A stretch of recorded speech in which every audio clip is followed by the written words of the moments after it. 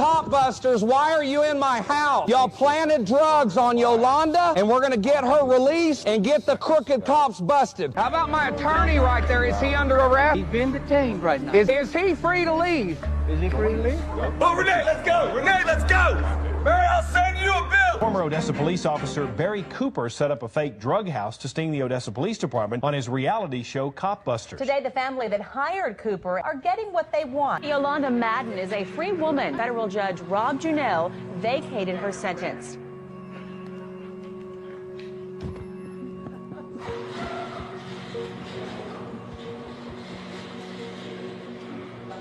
My name is Barry Cooper. Barry Cooper. Barry Cooper, one of the best narcotics officers in the country. The Barry Cooper story, what's a big one? Barry was your worst nightmare. Barry Cooper could piss an entire nation off with the wave of his hand. Who has the power to pull a gun on you, shoot you, and probably get away with it? It's a police officer. This is the money that we seized. The only way for Barry to repent for these sins was to say, I was the villain, now I need to be the hero. Can you imagine a DVD that teaches criminals how to break the law? Now, the former straight-laced lawman is using his expertise to show drug users how to conceal their stash. It's all in an outrageous DVD that he's produced called Never Get Busted Again. He was one of the first people to make a huge public stand. Oh, I thought he was crazy. You know, I thought he was gonna get shot down. So why in the world would you, as a former drug enforcement officer, want to help people use drugs? He's developed into this much more dangerous enemy of law enforcement.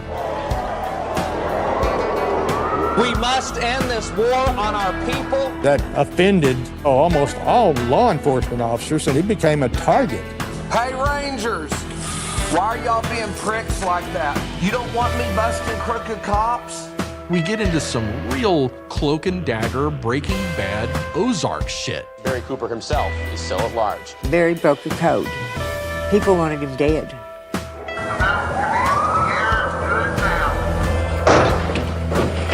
I was considered one of the worst traitors on the planet to law enforcement. And my response to them was, F you, come get some. Hello, boys and girls. It's wonderful to see you got up, dressed up, and showed up on a Wednesday night. I normally stream every Tuesday night like I have for 4 years, but I'm starting a series on how to spot federal informants. As you know, I was cross-trained by the FBI, ATF, DEA, and I worked large undercover operations. I understand what a federal informant and what a federal undercover officer looks like. I taught this 13 years ago, but wow, they're everywhere now, folks. They are everywhere. And unfortunately, I don't know. The kids just kind of follow them. They just kind of follow them and go, ooh, look at that neat guy. He's doing a good job. When the whole time he's a federal informant. This series that just dropped on YouTube is probably one of the greatest documentaries I've ever watched, and I am a documentary buff. My life turned into a, Tiger King produced documentary. You just saw a piece of it. If you want to watch that and you're in Canada, you can catch the documentary about my work on Paramount Plus, and it's recently started streaming on Fandango in the US, so you can watch it there. In fact, there's one scene in there where I'm in a hotel room and I'm buying drugs. I'm buying drugs undercover. You need to take a look at that. I'm going to open your eyes and tell you some things that was going to upset some of you all. Some of you all will not understand what I'm talking about, and all that is just difference in experience. That's it. It's just a difference in experience. But I hope to open your eyes so you don't get caught in one of these traps like Boogaloo did. Ford Fisher is gonzo filmmaker. I don't know what you call this guy. I don't know how you would classify Ford Fisher. He's the producer of this series. He's in episode 3. He's dropping one episode each week, and it's about the Boogaloo movement. Now listen, the reason I sort of miss the Boogaloo movement is because I've never been a Second Amendment activist. Although, bro, I believe in guns, I love guns, I shit guns. I love bullets, love all of that. Of course, I grew up in East Texas. It just wasn't my zone. I was busy with Fourth Amendment. I was busy with First Amendment. I was also stuck in Australia for 6 months during COVID, couldn't get back home. I was there filming, couldn't get back home. So I was trying to figure out what the pandemic was going on and do my job, and I sort of missed this Boogaloo thing. But listen, I encourage you, you've got to watch this documentary. Holy shit. Like, I can't believe they even allowed Fisher to keep some of this footage. By the way, episode 3 that we're covering right now, Kristen Harris, big friend of mine, he's a gonzo camera filmmaker too. And he supplied some footage to Ford Fisher, but Ford gets all the credit. He shot, cut, diced, sliced, and did all of this. These are real documentary, folks. Let's give it a watch. On fall of the Boogaloo. Wait. He's in the chat box. Do you see that N2S reports in the chat box? That is Ford Fisher. An icon, a legend. I'm thrilled you're here, brother. I'm thrilled you're here. All right, let's give this a watch.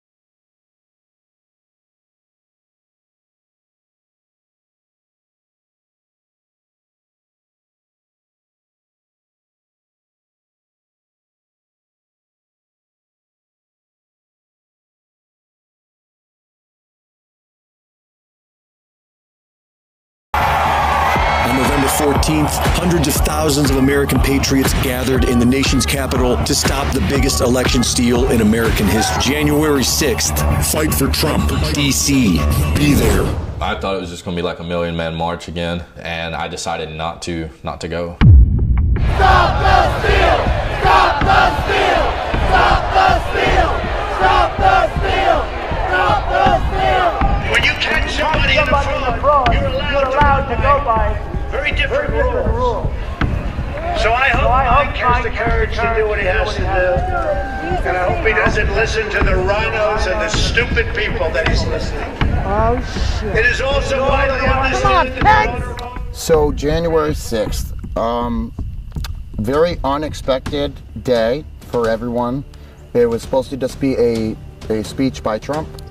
They were going to certify the votes, and we were going to contest that. I was near the National Monument on the hill there. I don't have my firearm with me, but I do have my full kit, my helmet, you know what I mean? I'm just kind of walking around, a paramilitary presence, just to kind of express that if they don't hear our voices today, they'll hear our muskets tomorrow. It's inevitable.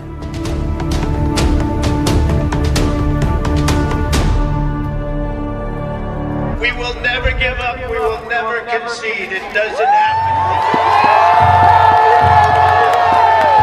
They're calling for this massive protest January 6th. I was looking at that like, here we go. Living in Northern Virginia at the time, knowing that we were about to be witnessing history, I decided to take some men and go see what happened. So I got about 15 guys together. I had been in touch with Mike's guys. I know I've met Rhino 6. He was actually there on January 6th. He was with us for the majority of the day. A guy named Victor 6 was one of the guys, the main guy that I was up in DC with, my main acquaintance. He was there with somebody else, a guy who was much older. I don't know if it was his father or what. He's an older gentleman. He was worried he might need some security to go up there, so he approached me and I told him that I'd go with him. We came up with our plan. You know, we were going to rally together the morning of in Arlington. We met up in Arlington that morning. Our exciting adventures and boldest endeavors have not yet begun. My fellow Americans. Okay, you might be wondering what's going on. We all know this. This is the January 6th. The Boogaloo crowd is similar to today's Patriot Front. Remember Patriot Front? The white guys all in khakis and shirts with masks, and they march. They're all feds too, by the way. This Boogaloo movement was a group of activists who got together. They're not all feds.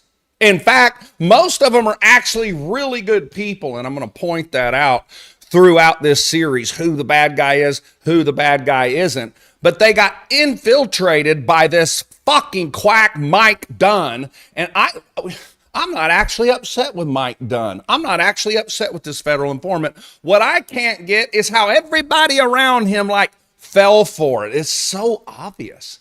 I mean, Mike Dunn may as well have been wearing a badge while he did all of this. He looks so much like a cop. I don't get how. I just don't get it. How everybody in here got tricked. After tonight and after this series, because I'm going to slam 5, 6, 7, 8, 9, 10 episodes, How to Spot an Informant. I'm going to explain to you exactly why Tucker Carlson is an informant. Nick Shirley, that's right, Nick Shirley, the young man, he's actually doing great work. He's exposing corruption, isn't he? So not all federal informants are doing bad things, but Nick Shirley is a Fed. He's a Fed, and I'm going to explain to you how I know all of this throughout this series. Let's continue. For our children, and for our beloved country. And I say this, despite all that's happened, the best is yet to come.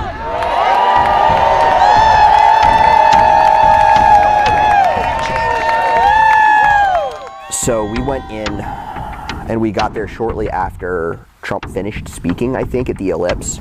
By the time we got into D.C., everybody was headed to the Capitol building. You will not stand with this fraudulent election. So I went back to my truck, I turned on InfoWars, and I hear Alex Jones saying, yeah, we just finished the Trump speech. Trump wants everybody to march down. This guy's not an informant. Actually, I like him. By the way, I don't know any of these people. This is all new to me. The information I give you about who's an informant and who's not, 100% accurate. But I'm going to judge these characters as we go and sort of explain to you why I don't think they're an informant and why I think they're a good guy. I could be wrong. They may have molested somebody since this show. I don't know. I want to teach you in real time what I look for when I'm trying to spot police or citizens. This guy right here, I think his name is David Phillips. He's what they call a good motherfucker. So far in the series, we're in episode 3 right now. Now, I watched episode 1 and episode 2. You need to go watch episode 1 and 2 to catch up. But I got into this one because it's just so much. It's unbelievable, the footage they've got. It's got all the characters kind of laid out. I do have a short clip from episode 2 that I'm going to show you to help prove why Mike Dunn, we all know he's an informant now. So stand by, folks. That's going to be a hell of a night. I hope you poured some coffee or some whiskey or a blunt or something. Let's get it. To the Capitol, we're going to walk down Pennsylvania Avenue. So Alex Jones is leading the march with a bunch of people. We're coming for all you commie traitors in Congress that have stabbed us in the back. You stabbed us in the back one too many times. And we're coming with truth and justice and non-violent civil disobedience. So there's swarms of people going down Pennsylvania. That was Alex Jones yelling, and non-violent civil disobedience. Why is Alex Jones yelling that? Well, a lot of people think Alex is a Fed. I'm a big fan of Alex. I've been on his show twice. He's just an OG Texan.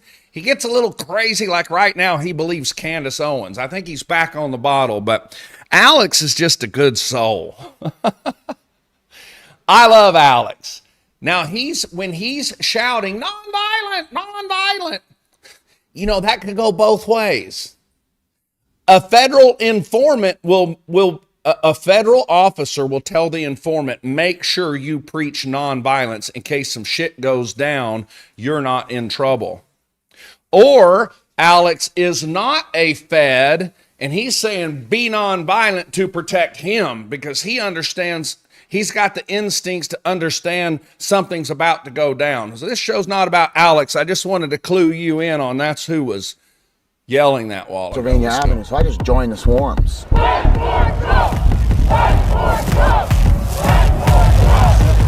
Pence said he would not block Biden's electors. They're storming the fucking Capitol now.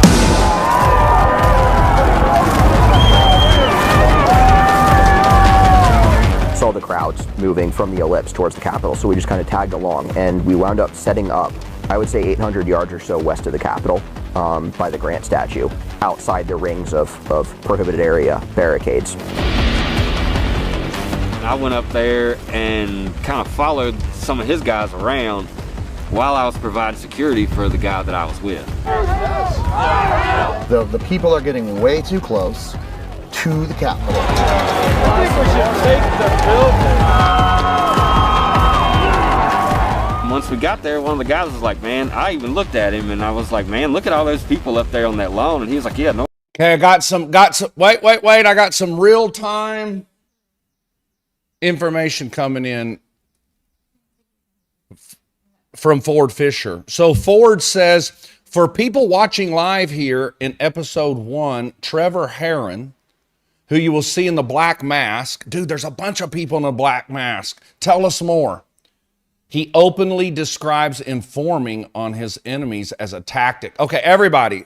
Trevor Herron. Let me write his name down. Trevor Herron.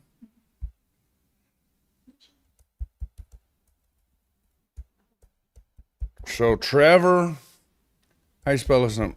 Herron is an informant. So he's an informant too. Let's go. Which one is he though, bro? Let us know. Normally, you're not even allowed to be over there. And I was like, yeah, man, that's nuts. You know, today is just a wild day.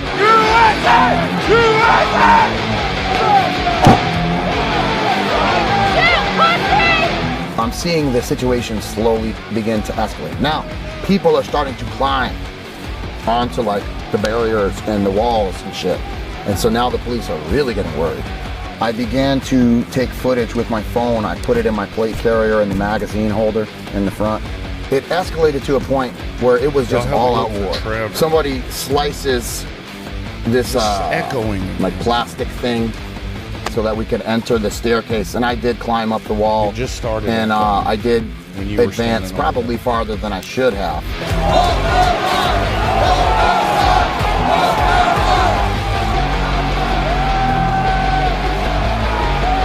It didn't matter if you had a badge on. It didn't matter if you were a cop or a Fed. We were banging out. I wasn't hitting anybody.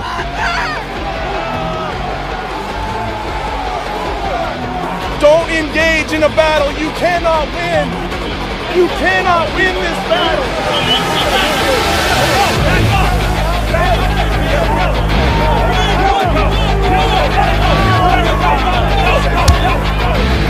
I'm getting pelted, I'm getting batoned, I'm getting shot, I'm getting all kinds of shit. Some folks were being like funneled up the stairs, and Capitol Police had fairly quickly been forced to retreat up one story and then go inside.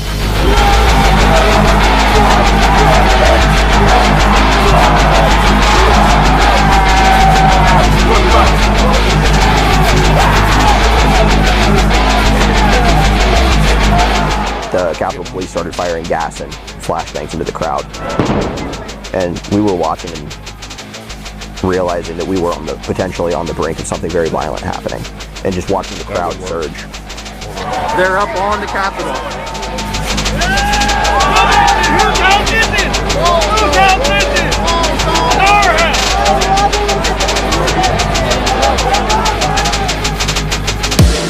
You know, there's a woman next to me screaming, "Are you ready to die?" Like, it was crazy. You know what I mean? The cops were all bugged out. Everybody was. When you see a grown man go up to a little old lady with a baton and just crack her skull in, I don't care what side of the Proud Boys Boogaloo beef you stand on, fuck you. You know what I mean? And that's kind of where everybody was at in that moment. Fuck you guys. You know what I mean? And I still feel that way about the Capitol Police that day. Because what they did was wrong. They brought it on themselves. And then that's why they all killed themselves. Were you sort of like in contact with people like... Yeah. Dude on the left, that's Ford Fisher. He's the filmmaker. Dude on the right, federal informant that tricked everybody. He doesn't even look like a badass. By the way, I saw somebody in the comments, you're right. It's easy to be brave when you're a Fed. It's easy to be brave when you're a Fed. I have 1, 2, 3, 4, 5 points that pick out an informant I'm going to list in a minute. But one of them is false bravado. False bravado, carrying guns in front of cops, being the badass. It's easy to be that when the cops are protecting you. It's kind of like I'll never forget Rick Ross. Rick Ross went to prison. Remember Rick Ross, not the rapper Rick Ross, the real Rick Ross. Black man. Sold more crack than anybody in LA. It turns out the CIA during the Reagan administration was selling the cocaine to Rick Ross. Rick Ross was rocking it up. I think they even taught him how to rock it up. And he became Freeway Rick Ross, one of the biggest drug dealers ever. And everybody's like, wow, look at him. Now, anybody can become the biggest drug dealer ever if you've got the CIA backing you and making sure you don't get busted. It's the same with these informants, folks. You'll notice that these informants get access, like weird access. They get fake arrested. She took my notes. Listen again. Who were there, involved, on the ground, talking, moving, videoing, everything. They were sending stuff back to me. They just messaged me about what's going on, where they are, what their location is, how the crowd was feeling, how the temperature felt, the atmosphere, so on. That was really about it. That's what they fed back to me, and videos. 3 o'clock that afternoon or so, we decided it was time to just get out before they shut the metro down because we knew what was coming. We left. We followed some of his guys back to an apartment that one of them had rented in Arlington. Linked back up with some other guys who had gone into the city, who we knew, but they had gone into the city independently of us, and kind of had an after-action review of what the hell just happened and what are the implications. Like, what does this mean for us? Rhino? Yeah, he was with Trevor, but me and Trevor were not really communicating about what was going on that day. I had another group of individuals that was there. And while we were there, I could hear them on the phone talking to Mike, wanting Mike to, well, Mike was saying that he was on his way up there. By then, it was starting to get a little late, so I had to get the older gentleman back home before I could even come back. I ended up not coming back that night. What about David Phillips? Sent me a lot of videos. He was like, dude, we're going to take the Capitol today. Now, I did not enter the building. I was damn close. So one of the biggest events in history, whether you knew this riot was going to happen or not, it's still a huge event. And the leader of Boogaloo doesn't show up. Y'all, that's another key point out of the 5 points I'm going to teach you.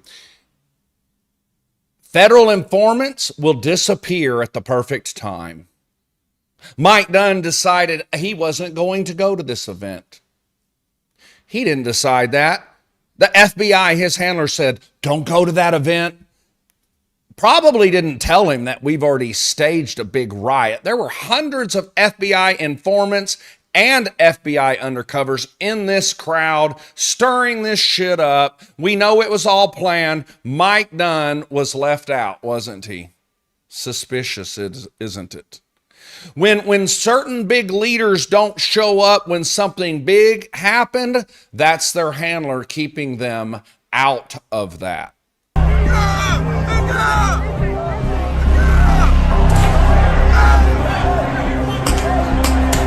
Chris Davis said he wasn't the leader. Just for the record, there was no leadership. Man, You can say that.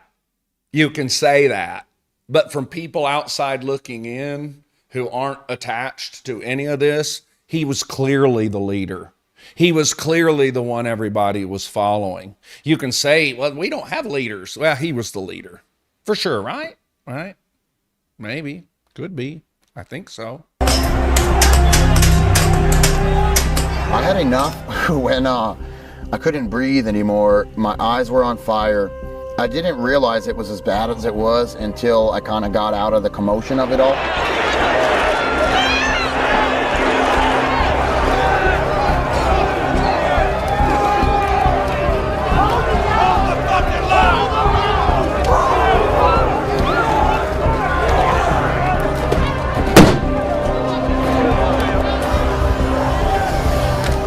Now we've got a girl that's shot, she's dead, laying on the ground in there. We're all crying like we can't save her. And you, her blood is on your hands, Mike Pence. You say you saw someone get shot? They shot her right through the neck. I heard that too, but I thought it was a service weapon. Yeah, it was a service weapon. We're not putting up with this tyrannical rule. If we're gonna come back here and start a revolution and take all of these traitors out, which is what should be done, then we will. I texted Alex Jones's main security guy, Tim, and I told him the nature of my involvement and what I would. Okay, Chris, that makes sense. Chris says not everyone. There were portions of these dudes around the country. He was involved with a small local to Virginia area militia group. That's it. He wasn't even around until 2020. That's facts. He's still the leader. He's still the leader. Nobody knows any of y'all. None of you. Nobody knows any of y'all, but they know him because the feds made him the leader of that group and the spokesman for that group. Literally, he was y'all's spokesman, right?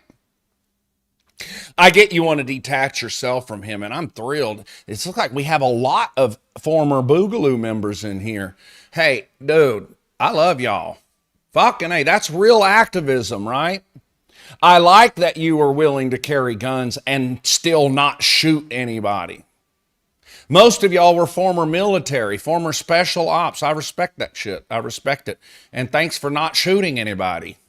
But you got tricked by Mike. You just did. You did. Witnessed in my footage, and he said, come on over. They've shot and killed an innocent woman. Go home, because when the numbers get small, which they're starting to happen, now there's only like 30,000, 40,000 on that side, like 5,000 over there, another 10,000 on the other side. You need to go home now while you still can. So I went over to the GW Marriott where they had rented a rooftop space to do the coverage for the Capitol event. Ali Alexander was there, Owen Schroyer was there, a couple other individuals. I scaled up there where they were as a fence, climbed up there. So when you got attacked is when you fought back. Right, that's correct. So they started it like Right here, I just have to say, Alex looks deceptive to me here.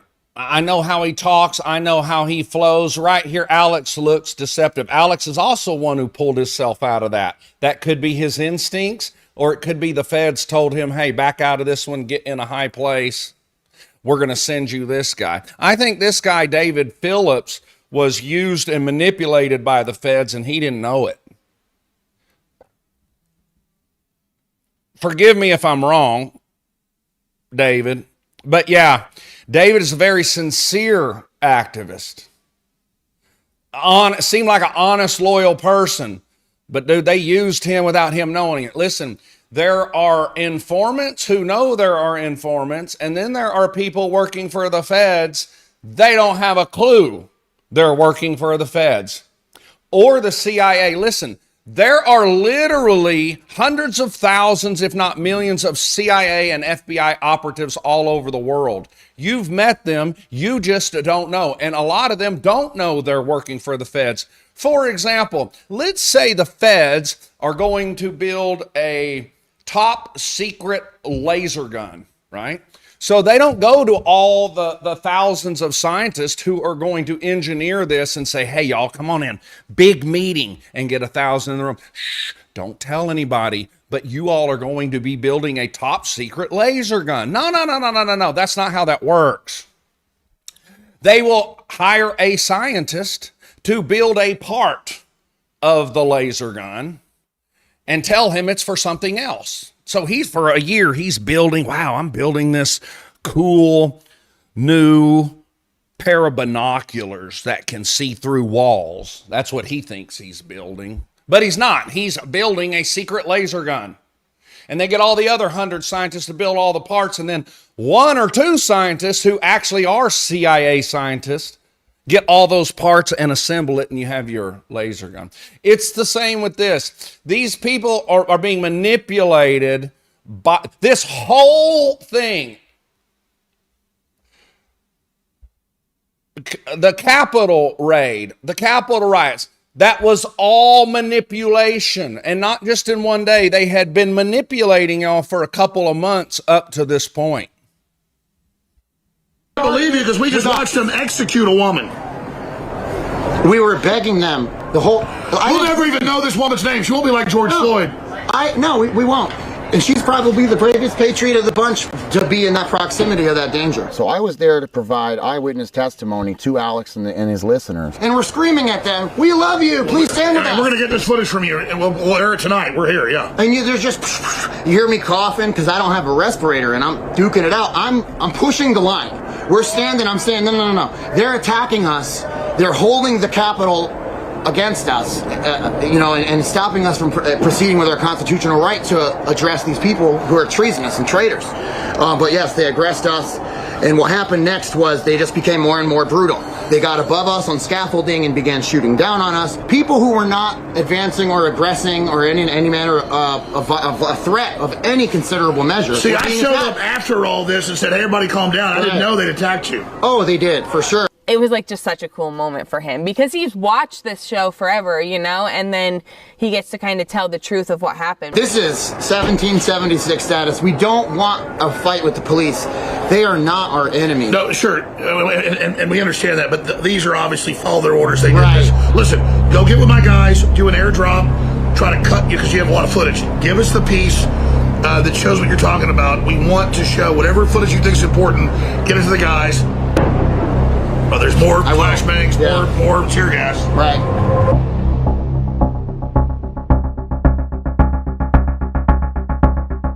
At the time, we had fire teams at Virginia State Capitol on standby because we thought that something was going to pop off and had nothing to do with the actual capital of the nation and got completely taken out of context. I'm pretty sure there's a tweet thread there that there was more in-depth explanation, but that tweet got memorialized in the history and it had nothing to do with DC. Were you hoping on any level that people would think? By the way, watch him. Watch this guy right here. He's already an admitted federal informant years later. So we know for sure these are not just my instincts, even though I don't see how y'all couldn't tell he wasn't a cop. But we know for sure he's a federal informant. So now that you know that, let's watch him. Every word he says, every lie he tells. He's being coached by the FBI what to say during this interview. And the feds actually fucked up, didn't they, by letting Ford interview him? Because Ford is not a CNN host. He's not a Fox News CIA reporter. And Fisher asked the right questions. Catches this motherfucker in a flat-out lie on camera. It's beautiful. Think you were talking about DC? I don't think so. The main thing that he posted, however, was that there were 4 fire teams inside of the Capitol. Pretty much admitting to sedition. As I recall, I let him know as soon as he said that I thought that was a dumb idea and really wish he hadn't said that. For the record, did Mike have 4 fire teams in the Capitol? Not that I'm aware of.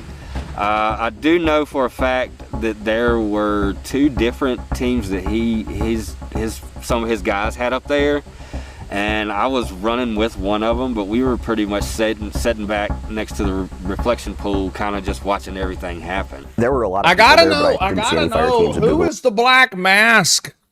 Who is the Black Mask? Trevor? Who is Trevor?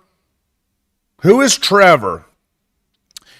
Because Ford Fisher says Trevor already admitted he's an informant. Which one of these guys is it? I gotta know. The boys. That tweet that I had fire teams at the Capitol had nothing to do with DC and everything to do with Richmond, because we thought things were going to pop off and Virginia was going to get hit with something.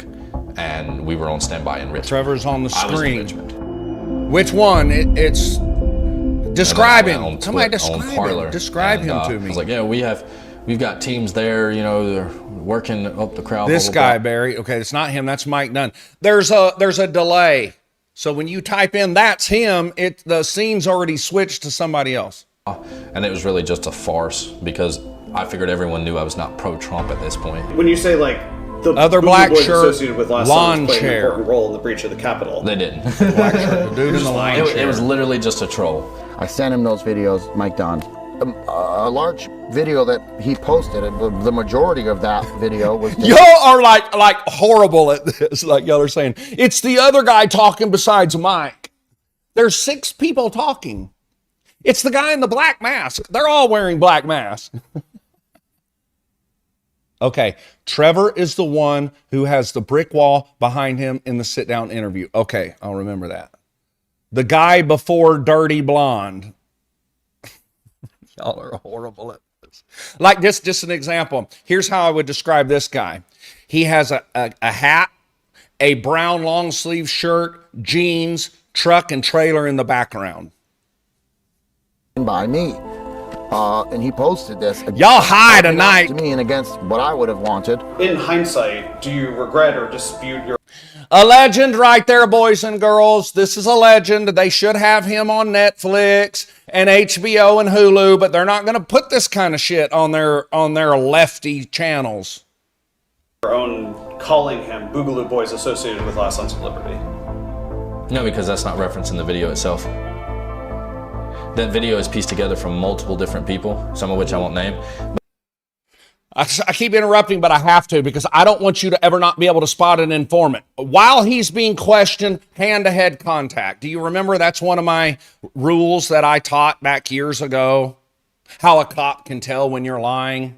Hand-to-head contact is one of the number one signs of deception, and that's even according to the FBI polygraph manual, where I was informally trained. I don't know how to run a polygraph machine, but I studied their polygraph manual because those guys they can detect you're lying without that machine.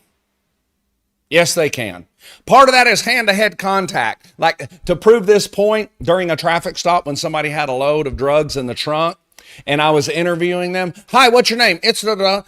And I fast forward it. It looked like they're beating themselves, adjusting their cap, wiping their face. It looked like they're beating themselves on the head. When people are lying or being deceptive, they touch their face for whatever reason. I don't know.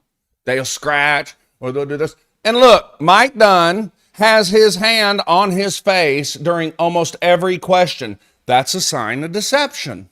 But the statement here is Boogaloo boys associated with Last Sons of Liberty played an important part in the breach of the Capitol. Has nothing to do with video footage that I posted. I just posted video footage of the crowds and all that. When you wrote, the video is pieced from several of our boys who provided Overwatch along with direction. Oh, you got me there. I didn't even see that. I guess what I'm getting at is, in this moment, is David Phillips one of your boys? I guess that's what the wording says. But, I mean, he wasn't a Last Son of Liberty. It wasn't a part of Last Sons of Liberty. My footage ends outside of the Capitol, just right outside the door. But the rest of that video is taken inside of the Capitol, and I want to distinguish that footage was not mine. The individual that I got some of this footage for, I can't name, is still a member of Last Sons of Liberty, has never been indicted or anything for a situation here, and that's why I'm dancing around that. Now I look like I'm lying because I didn't even see this. I didn't even know I was addressing this. But the video is pieced together from David Phillips and a couple other individuals. You caught me in a lie. Now it looks like I'm lying because you are lying. Let me tell you another way to spot an informant. And I know this because I actually took a 2-week-long class taught by the DEA on how to buy drugs undercover. And I have bought kilos of cocaine undercover from blacks. I have bought kilos of cocaine from Cartels, back then they didn't call them the cartel. They didn't start calling them the cartel till like 2000 or something, after I was a cop.